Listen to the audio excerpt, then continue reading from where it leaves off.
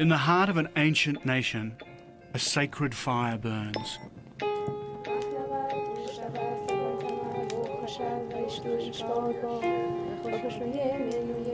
It hasn't been extinguished for over 2,000 years. Its mysteries inspired the faith of millions and lie at the very root of what Christians, Muslims and Jews believe in today.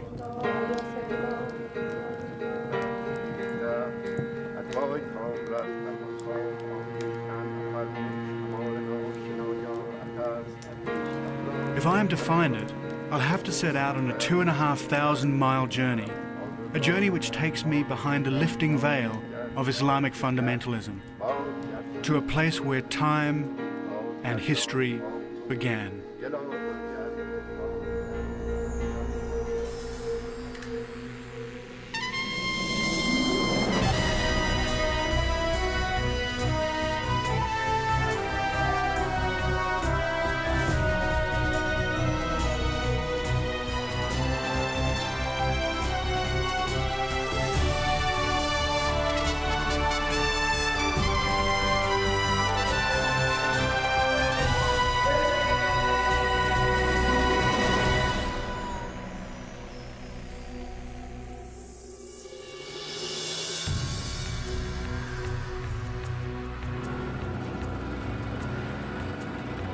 I'm David Adams.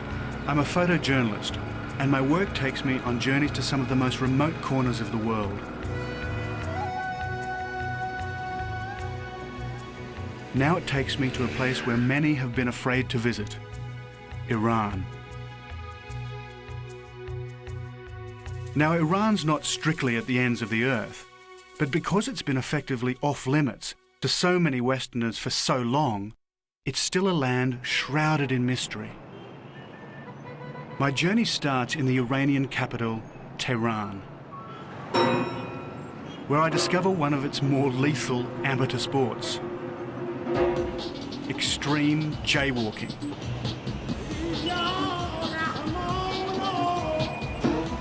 Well, into the Valley of Death.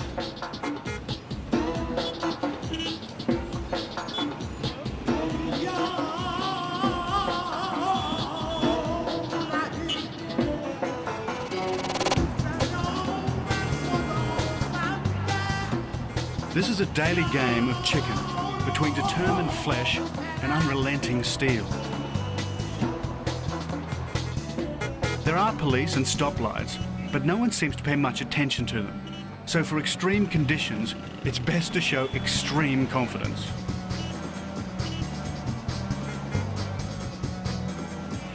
No, don't try that at home. God. Finding myself still alive, I go and see the sights and discover that some Western visitors are still unwelcome.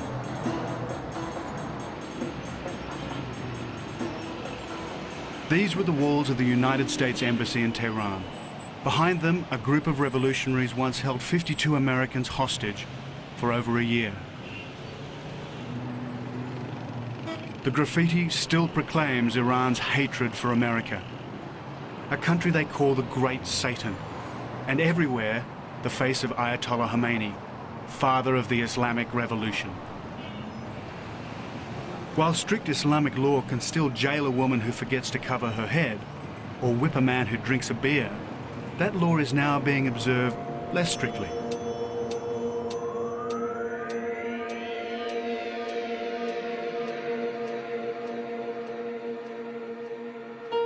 The old Iran is re-emerging from behind the fundamentalist veil.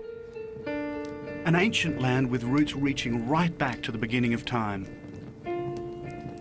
Centuries before Jesus, a man was born here whose genius still shapes our world.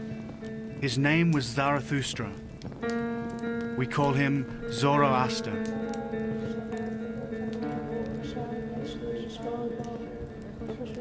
Fire was his fascination. In its flickering mystery, he saw things which few had seen before. A single supreme being. A heaven for the good and a hell for the wicked. A divine saviour and a last judgment.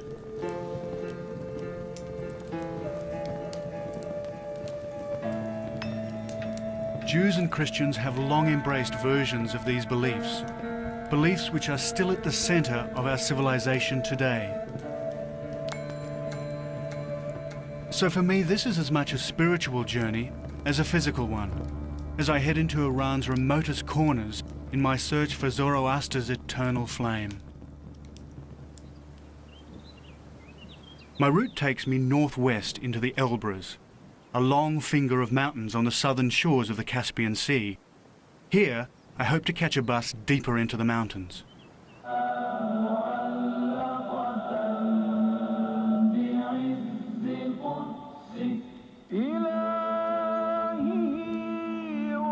So I always have problems with the pronunciation. You know, it's the high end of all those words, all that, you know. Yeah, that's right, because it doesn't exist in English. It's very difficult for you to pronounce it. With me is So, Afshin, you know, a young English teacher from Tehran.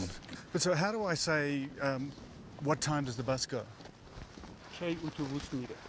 K autobus mire. K means Aside from his English, Afshin was also a bodyguard to an Iranian president.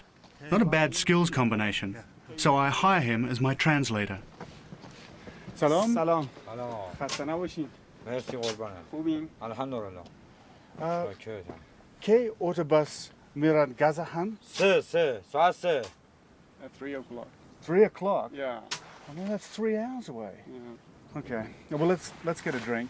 شابه داریم؟ بله دو تا لطف می‌کنیم. بفرما. مرسی. Okay. Oh, good. He's got everything in here. Yeah, right.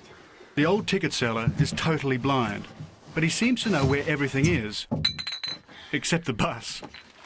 Can you ask him what these in the bag are? Yeah.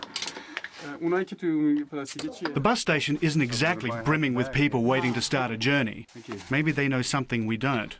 Oh, no. This is No, the you way you split them gotta do open. it. Yeah. You don't eat the whole See? thing? No. See? بعد بشکن Try it and do the skin out. Okay? And just eat the middle. Yeah, that's right. My suspicions are confirmed when even the ticket seller himself gives up waiting. آقا خداحافظ It looks as if we're in for a long, long wait.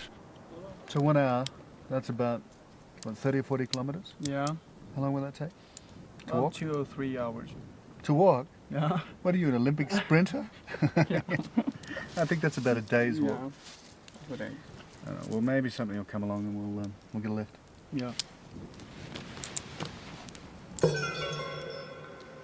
It's a really kind of quiet place in the world, this, isn't it?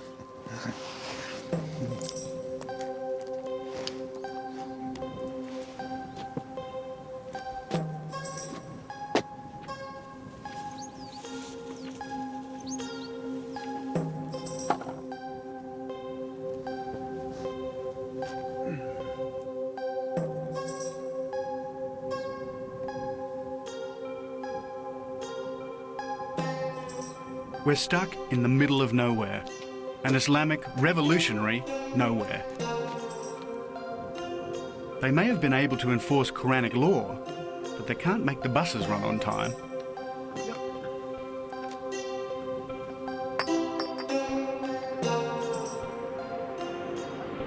Then, just as we're ready to give up hope, the mountains ring with the sweet sound of our salvation.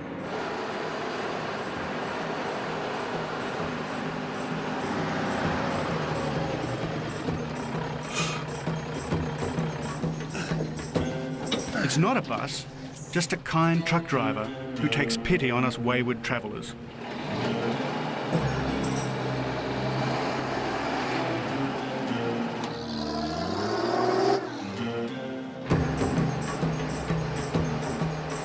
This is grapes down here? The back of his truck is hardly luxurious, but at least we're mobile again. Yeah, this is great. Here we get out.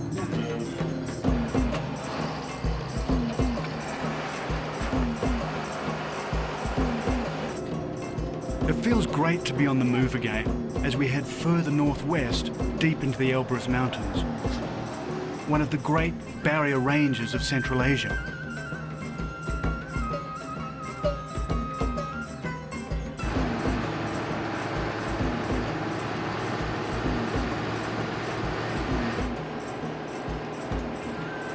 Some of these peaks are over 10,000 feet high, That's 3,000 metres. For centuries, the Elbrus have been a refuge for those who wanted to remain independent of cities on the plains. They've also been a sanctuary for anyone wanting to hide from authority, or just wanting to be different.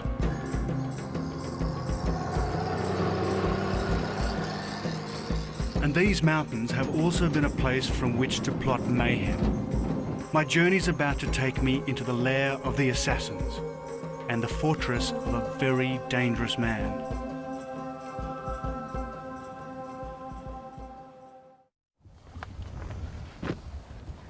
At last, Afshin and I meet up with the friends we've come so far to see.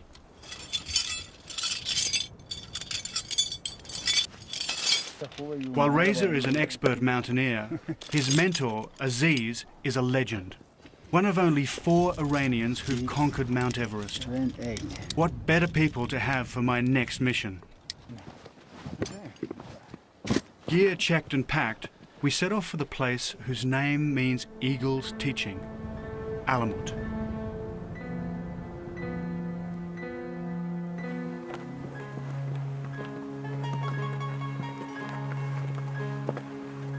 Alamut is a rocky skyscraper thrusting 3,000 feet into the air.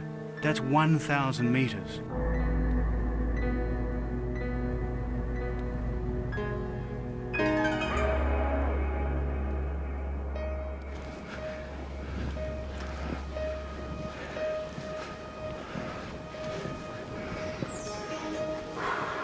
Maybe it's just the extraordinary shape. But as you toil up its slopes, you begin to understand why some people believe that certain spots on Earth possess uncanny powers.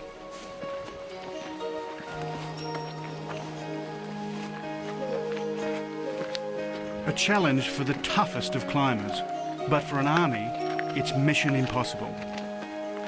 If you're looking for a natural fortress, Alamut is it. This is quite a tough climb. But in the Middle Ages, anybody travelling in these mountains would have found it a lot tougher because they would have been wearing full body armour. Because the man who lived on the top of this mountain was the most feared in all the Middle East and even beyond. His name was Hassan al-Sabah, the old man of the mountains. And from Alamut he launched a reign of terror. Back in the 12th century, the Turks ruled Iran and the Crusaders held Jerusalem. To battle these invaders, Hassan invented a new weapon.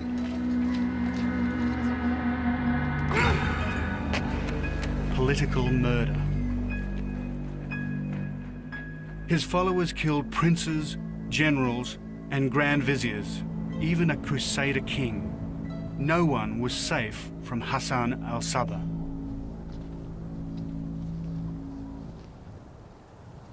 Tradition has it that he acquired such powers over his followers by drugging them with hashish.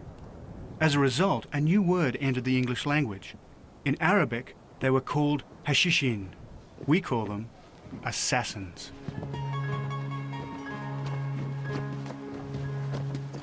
And there's another story. If Hassan al-Sabah wanted to impress a visitor, he had only to say the word, and fanatical assassins would leap from Alamut to their death on the rocks below. I thought I'd see what it was like. In a more controlled sort of way, of course. It's good? Yes, very good. Reza and Aziz are veteran rappellers, or abseilers. Before they'd agree to help me, they wanted to know if I'd done this before. I tell them I have, but what I didn't tell them is that it was a long time ago, in high school, when I was only 18.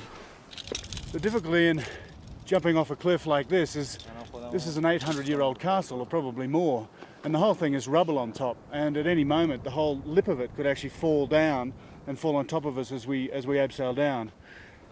But with a bit of testing, we should be able to work out if it's going to hold or not.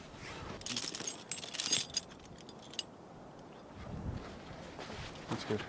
Okay. Ne. منم میذارم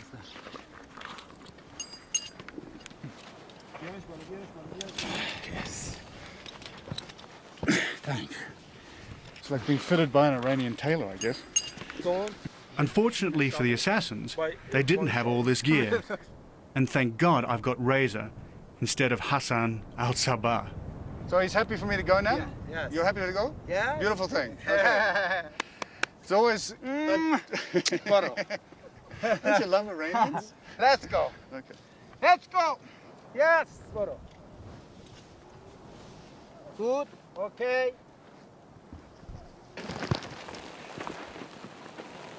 A little unfirm. I always knew that someday I'd go over the edge.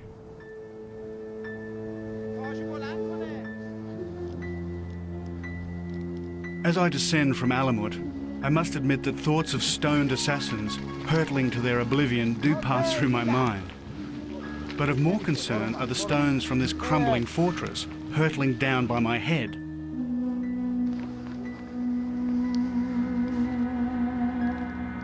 Okay.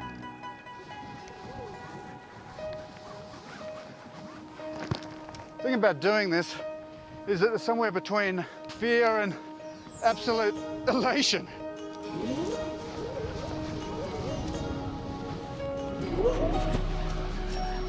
Whoa! Oh, man. And now I reach the bottom, where hundreds of assassins met their doom. I think it makes your blood run hot doing this. I recommend it for medicinal purposes. Thanks, guys! Fantastic. Oh, wow.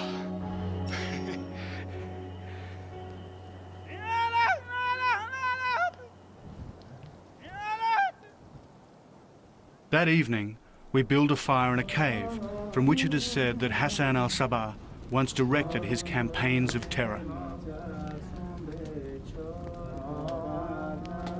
Aziz sings songs about the mountains, and as darkness falls, our singing keeps the ghosts of Alamut at bay.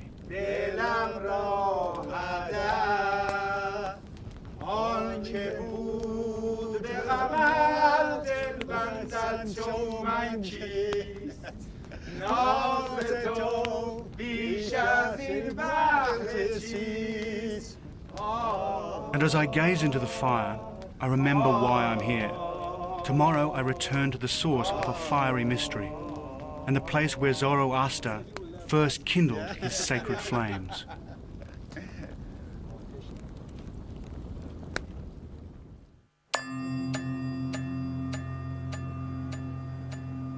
Further on into northwestern Iran, the snows from Central Asia sweep across the mountains as the winter temperatures plunge below zero.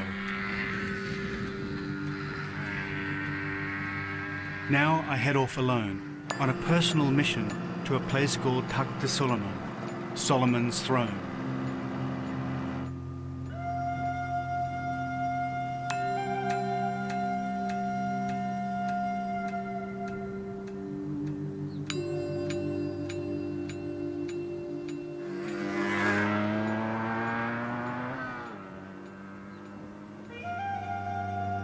Legend has it that it was here King Solomon struck the ground with his staff.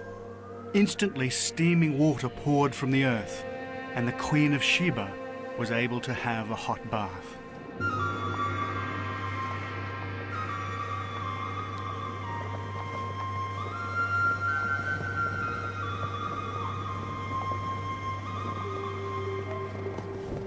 But there's another legend. Also beside this thermal lake, I find the ruins of a Zoroastrian temple. This is one of the places where the great mystic, Zoroaster, is supposed to have been born. In this pit, some of the most sacred fires of Zoroastrianism once burned. Eternal flames tended by priests called magis. Magic flames, for that's the source of the word magic. Flames never to be extinguished.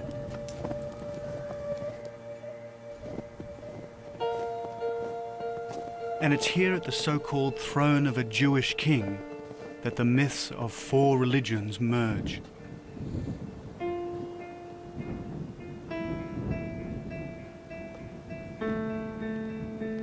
It was from here, 2,000 years ago, that three magi set off in search of a newborn child, guided by a star. The star took them to Bethlehem. There they found a Christian son of God and a great prophet of Islam, Jesus.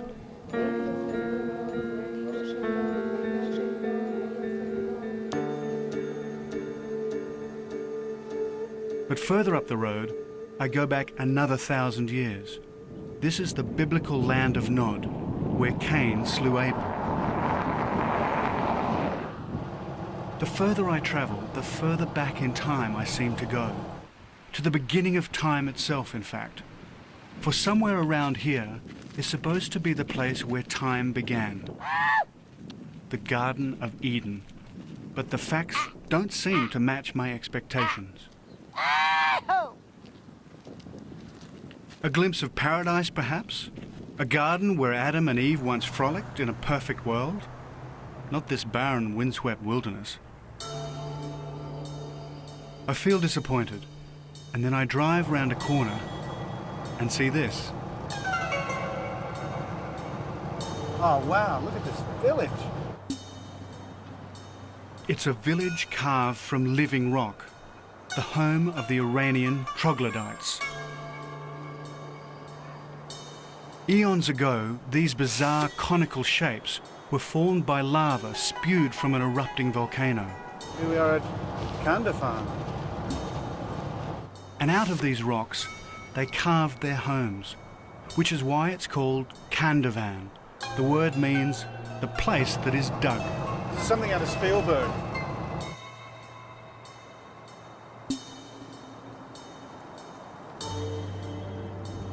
What an unlikely looking paradise. The last place you'd expect to find a Garden of Eden. It's time I took some photographs.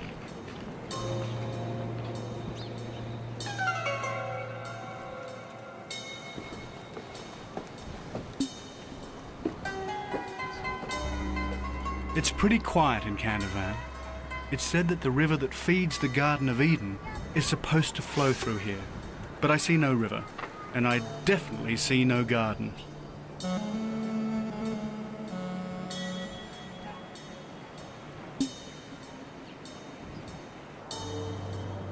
As I walk, I'm entranced by the fairy tale feeling of this place. I'm told people came to Kandavan because there aren't any snakes here. Now the Garden of Eden legend is really wearing thin, but I'm curious about what lies behind those walls. I'm David. David, بفرما چایی. Thank you, yes. The Iranians are incredibly hospitable, and I'm constantly being invited into their private homes. Oh, this is your family. بله. اینجا هم طبقه بالاست. And that's how I come to meet Mr. Hashim. آره. این هم هاشم. When you were much younger. من هستم هاشم. آره. And this is Mecca? مکه بابا. Uh-huh. بابام. من نرفتم. بابام رفته. Okay. اینم بابا و Your father? مرد. He's gone away. Right. Okay. Thank you هاشم. That was great. What office? هی راستی. امشب بیا شام. مهمون ما. خونه ما. I don't understand. شام. Oh, dinner. آشو. Yeah, that would be great. Okay. I think Mr. Hashim is Thank you. inviting me See to you. dinner. So that evening, I come back with my guide Afshin, پاییز. پاییز بیشتر میشه. and Mr. Hashim's laid on quite a feast. So how is this made? بفرما. He's invited some shepherds to meet me, Musa and Rahim, so it isn't long before the conversation gets round to sheep. تو استرالیا هم گوسفند زیاده نه ازش So have you got بپرسین؟ any sheep in Australia? We've got more sheep than any other place on از همه جای دنیا بیشتر ما گوسفند داریم. گوسفندا رو با اسب Millions and می‌چرونن millions and اونجا. millions. این میتونه برام یه دونه آواز بخونه؟ Can you sing for us here? Can I sing for you? Later, I'll sing for یا you. بعدا براتون I'll sing some Australian songs later. And then, with no ladies present, the conversation takes a rather masculine turn. Does he have a girlfriend? نامزد دارین؟ نه. No, he doesn't. Would he like to have a girlfriend? میگه دوست داری نامزد داشته باشین؟ آره. Why not? You ask a lot of questions about his girlfriend. So how about you? Do you have anyone, you know, you would like to get married or something? It's difficult for me because I travel so much. So, you know, I travel maybe 9 months of the year. So it's very, no woman would tolerate that. He doesn't look convinced. And then the big surprise. Not only are they shepherds, they're musicians. Musa plays a 6-stringed instrument called a saz, while Rahim plays the sorna, a shepherd's flute.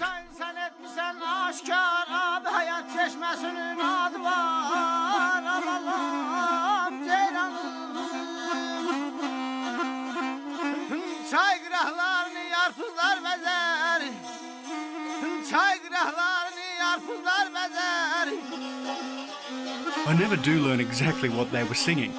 I wanted to ask when they'd finished, but they have other plans. Once a jolly swagman camped by a billabong under the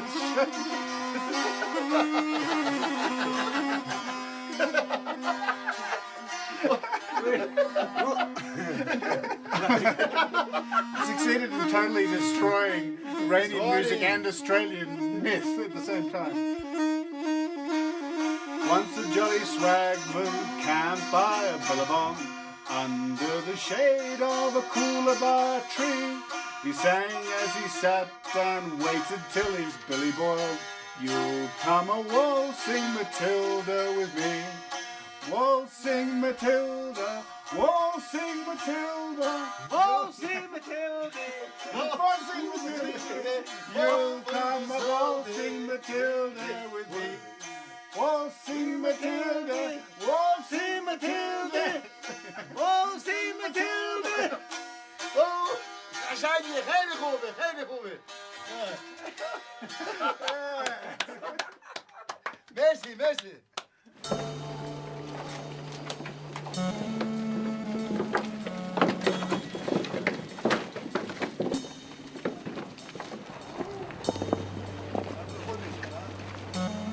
At sunrise, I'm up early, along with the rest of Kandavan, as flocks are driven out to pasture and people go about the business of another day.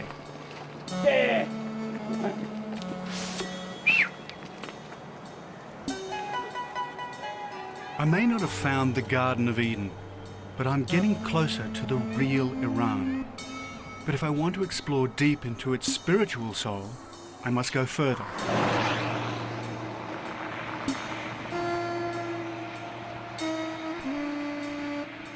I'm about to drive to a beautiful city, where I have an appointment with the warrior wrestlers of Esfahan.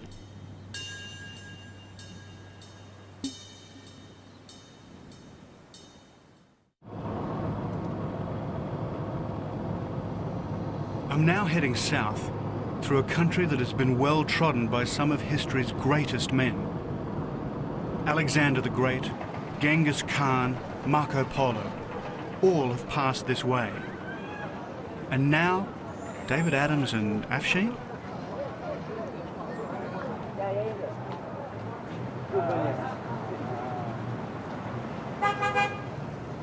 Yeah, our language is not Arabic. It's completely different with the Arabic language.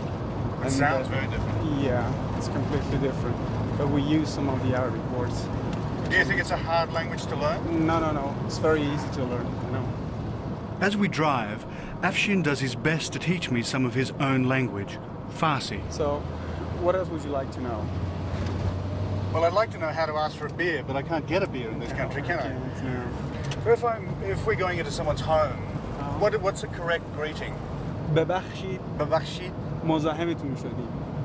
Mozahamadin, شدیم. Shudim. Very good. ببخشید. Bakshi, ببخشید Babakshi. مزاحمتون شدیم. I'm never going to get this language. Language has never been my forte. My Farsi is terrible. His English is excellent. But I wonder what he's like at Australian. Don't come the raw prawn with me, sunshine. What? Don't come with me on the road, sunshine. Don't come Okay. the raw prawn. Don't come the road prawn. Raw prawn. Raw prawn. You know, like it's a a shrimp that's not cooked? Yeah. Okay, raw prawn. Yeah, raw Don't come the raw prawn with me, sunshine.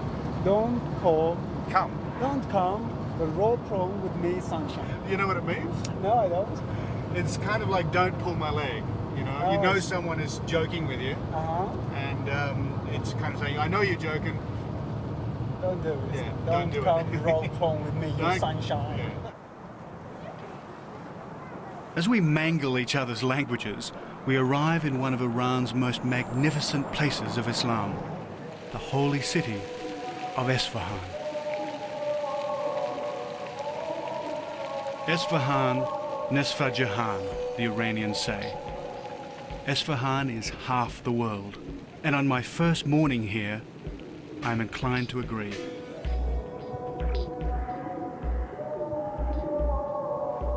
No other city in Iran compares with it, perhaps none in the whole Islamic world. It lies in the very heart of the country, and at the heart and soul of Iranian civilization.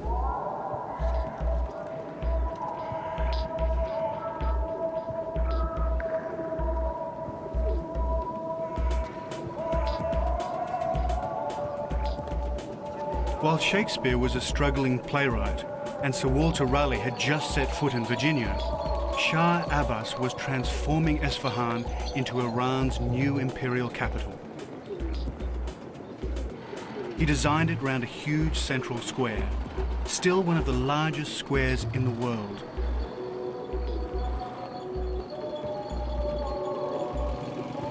On the surface, little has changed.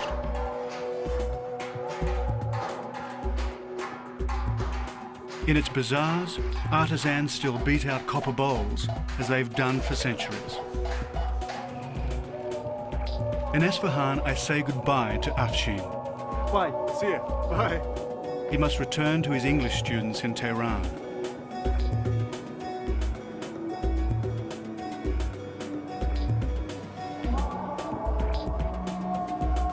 In a way, the timing is good. I want to experience Esfahan's greatest glory on my own.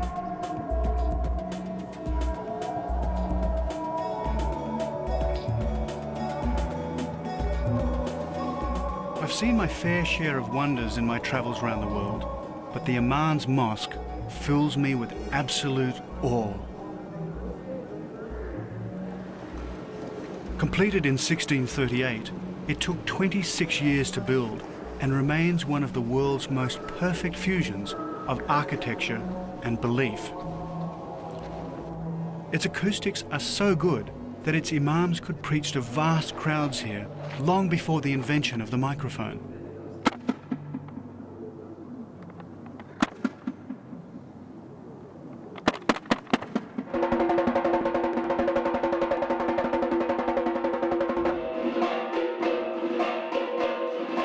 Welcome to the Zukana. The name means the House of Power.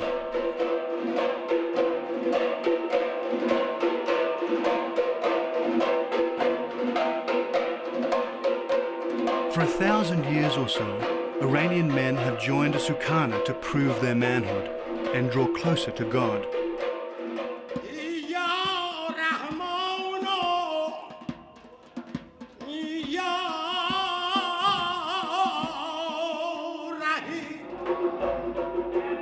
This isn't a gym. You just can't walk in and sign up. Happy hopefuls must spend at least a month watching, meditating, and deciding whether they're made of the right stuff.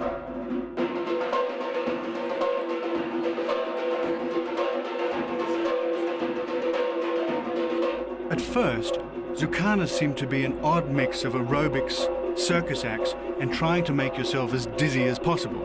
But it's actually a very ancient way of life. Before the days of standing armies, it was the Zukanis that transformed peasants into soldiers.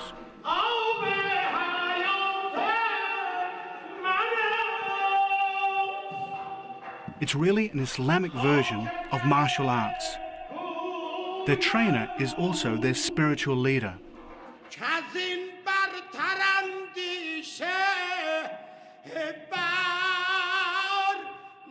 As they do their workouts, he chants verses from the Shahnameh, an epic poem celebrating the deeds of a mythical Iranian Superman.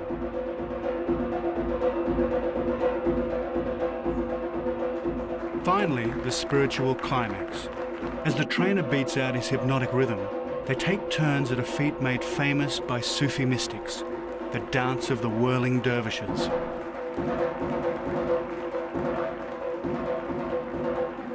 Sufis believe that as they dance, their souls leave their body and journey to God.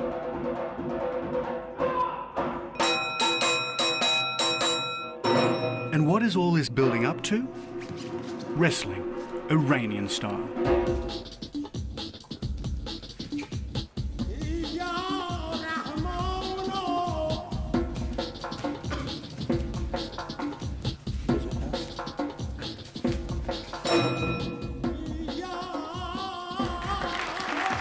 Perhaps I've been watching too much wrestling on television, but after all the warm-up exercises, Iranian wrestling seems to be a bit of an anticlimax. That's until I'm handed these. I've never wrestled before. Yeah? Okay. The message is clear. This might be journeys to the ends of my life, I think. This is the point when I'm in serious danger of making a fool of myself. And it will be all the more embarrassing if I can't fit into these Iranian wrestling togs.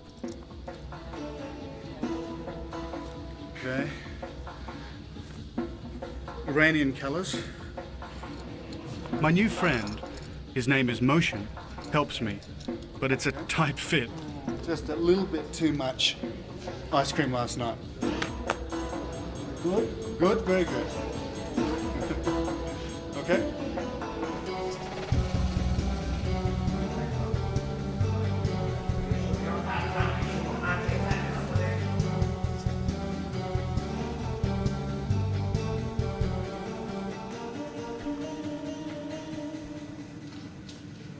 As we enter the ring, I pray that Motion won't be my opponent. But, of course, he is. This is waiting for death.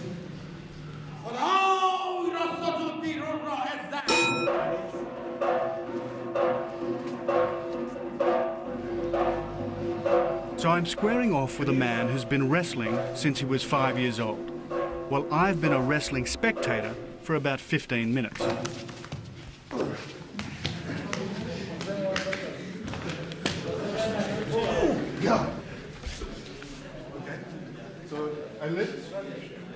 But for some inexplicable reason, I'm not rolling around on the floor. Maybe they don't want to embarrass me. This is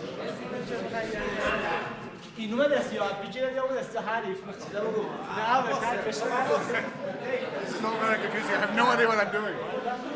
There's a problem. I've obviously committed some dreadful breach of etiquette.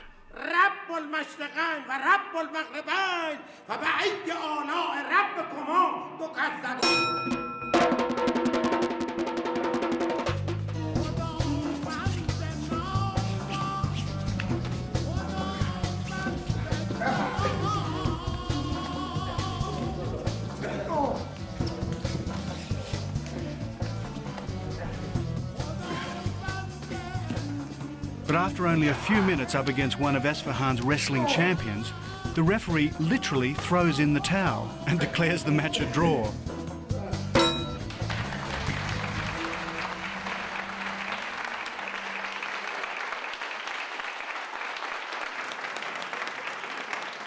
And I never did find out what I'd done wrong. The next day, Motion invites me to another Esfahan tradition. To get to it, we have to go by this bridge. But we don't just go over the bridge, we have to actually go inside it. And there we find a tea house. Here, retired wrestling champions pass the day away, with tales of triumphs past.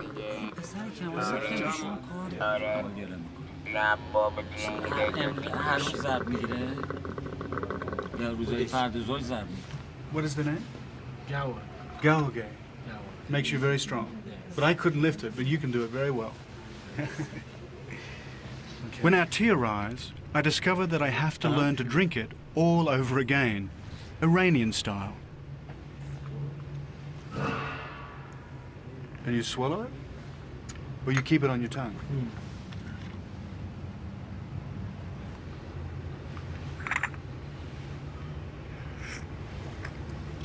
No, I can't do that.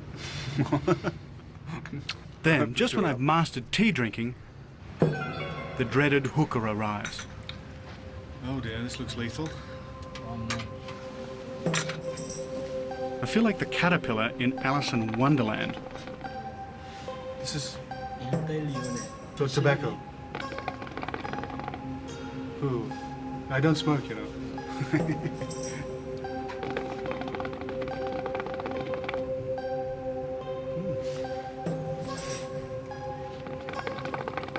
There's an old Iranian saying, if you want to find God, look in a hookah.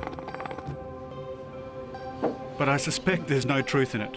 This one's making me feel decidedly ill. Oh, I'm starting to feel green.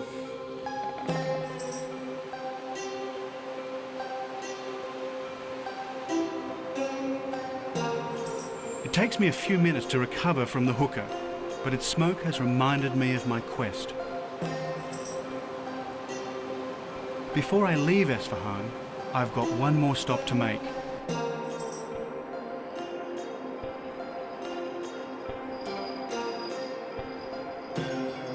It's a tough climb, but the view is worth it. And once more, I feel the presence of Zoroaster.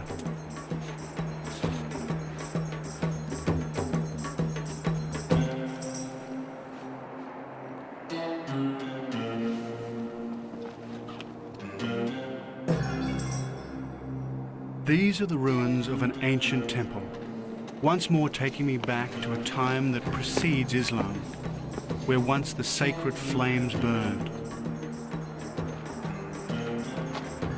Tomorrow I set out for the source of that fire, a fire that hasn't been extinguished for thousands of years.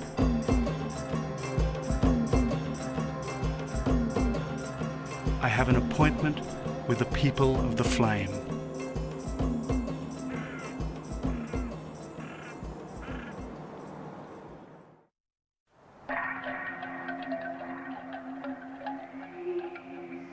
Further southeast of Esfahan, in the heart of Iran, are the ruins of Persepolis, ancient capital of the mighty Persian Empire. Persepolis is actually its Greek name. In ancient Farsi, it was called Parsa. And 2,400 years ago, Parsa had running water, an effective drainage system, and not to mention one of the world's greatest libraries. From here, you could send a letter to the ends of the earth. That was until Alexander the Great destroyed Parsa in the 3rd century BC. You know, I've always wanted to come to Persepolis. As a kid, I used to read about Alexander and what the Greeks did when they came here. But walking through these columns, you can just get an impression of what this place must have been like. I mean, these are 60, 70 feet, and the roof was on top of that. It's just mind-blowing, really.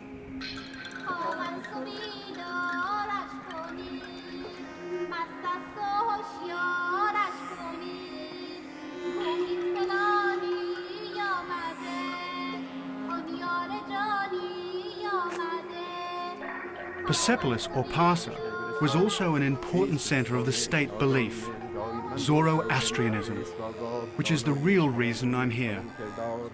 Near Parsa is a group of living Zoroastrians, worshipping before the tomb of a former Persian emperor, Darius the Great. It's a sign of a thaw in fundamentalist Iran. They were prevented from doing this until very recently. Ceremony. Thank you very much. It's very old. You are welcome to Iran. No? Yes, Thank of you. course, it's of 205,000 years ago. Really? 2,500 years ago, yes. This ceremony, it will be continued always. And over here, as you see, over there, you see the moon. This strange winged figure is the sacred symbol of Zoroaster's god. And as always, central to their worship is fire. Could you explain to me why you burn the fire every time that you pray? We believe in brightness. You see, always we must stand towards the light. The light. Makes no difference. Now there is sun, we can stand towards the sun. If there is no sun, we turn on the fire, And we The light always of toward the light we stand. The light of Yes, moon, there the should be light of beam. star. Always So there it's should always be, warmth and light. Rays of fire, rays of sun, rays of whatever it is light. Toward the light we stand and pray. Because we believe that brightness brings happiness in life. That's a Due nice to way to that, look- yes, yeah. yes.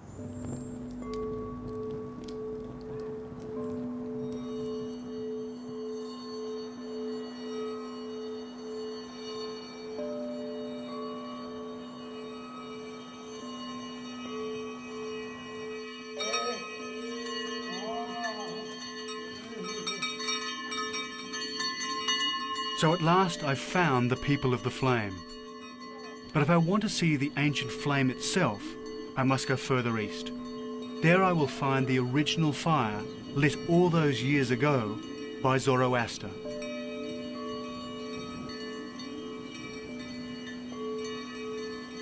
I want to travel through this country the way Marco Polo and the old silk traders did. It has to be by camel.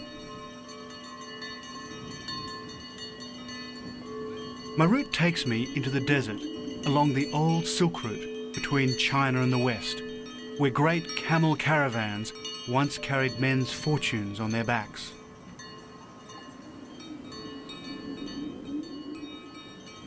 If Marco Polo were alive today, he'd find this valley unchanged. As I travel through these vast primordial spaces, I've almost forgotten the 21st century exists.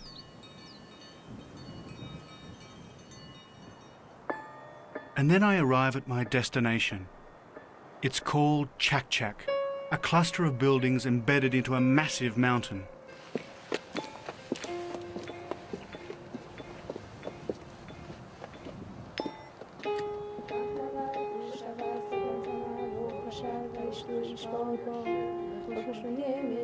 This is the end of my journey. This is where I'll find the sacred flame.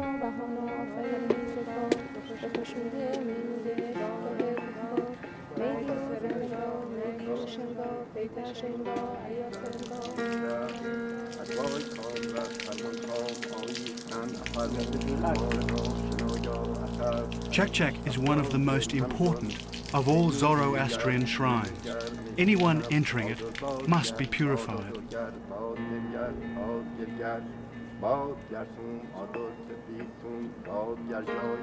So suitably washed, I leave my shoes at the door and enter the sanctuary.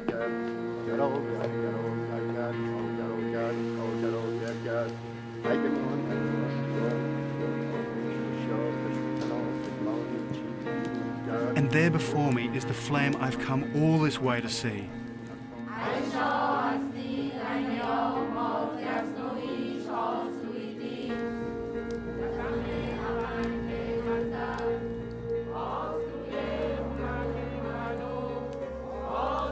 All around me are the worshippers.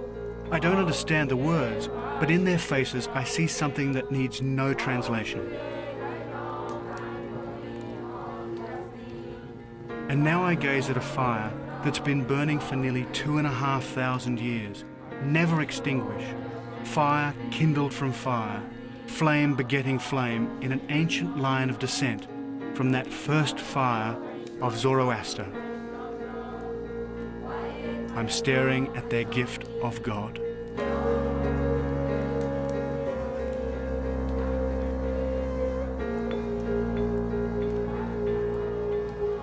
And as I watch, I'm reminded of the man who first conceived those values we still hold sacred today.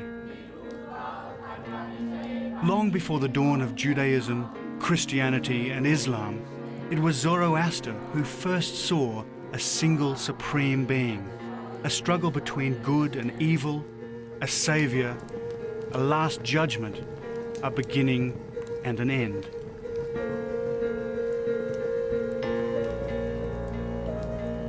And he saw it all in a flame, the flame into which I now gaze, a flame so eternal that it will burn until the ends of the earth.